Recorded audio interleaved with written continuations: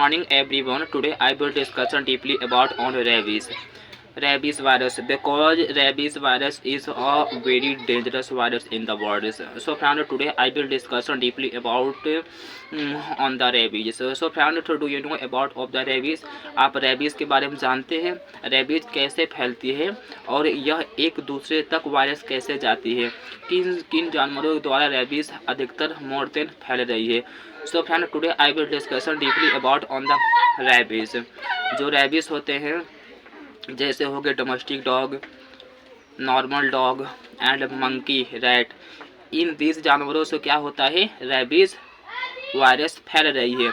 इसी बात पे हमारे जो पार्लियामेंट में डिस्कशन हुआ कि हाउ टू इम्प्रूव, कि ये जो रैबीज़ वायरस हैं इसको कैसे हम लोग इम्प्रूव करें। सो फ्रेंड्स, मान लीजिए आप किसी एक सिटी या टाउन में रहते हैं, इमिडिएटली आपको मान लीजिए कि कोई एक डॉग बाइट करता है, तो उसके लिए इमिडिएटली सोल्यूशन, उसके लिए आपके पास बिल है, आपके पास एक्ट हैं, आपके पास वैक्सीन है। सो इन लोगों को, इनका आप लोगों को उपयोग करना चाहिए।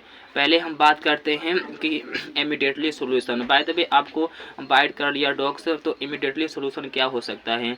सबसे पहले कि जो वुंड है, जो घाव है, उसको आप गर्म पानी से लगातार धोइए।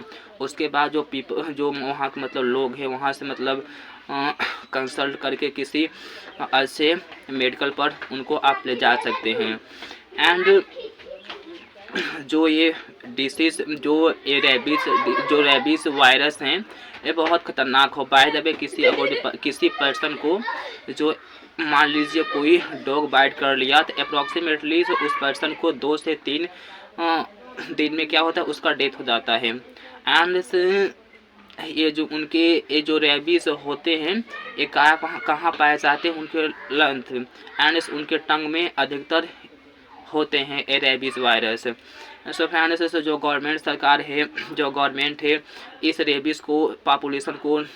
रैबीज़ वायरस के पॉपुलेशन को नियंत्रण करने के लिए बहुत से बिल बनाए हैं, बहुत से वैक्सीन हैं, जैसे बहुत से केस इस पे आगे भी डिस्कशन हो चुकी है। जैसे आप लोग जानते होंगे, एक है Ayyappa swine versus state of Maharashtra. इस केस में क्या हुआ था, बहुत विवाद हुआ था।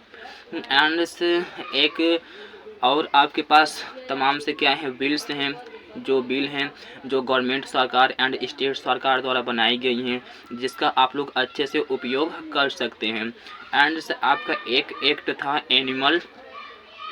Animal birth control dogs rule 2023 या 2023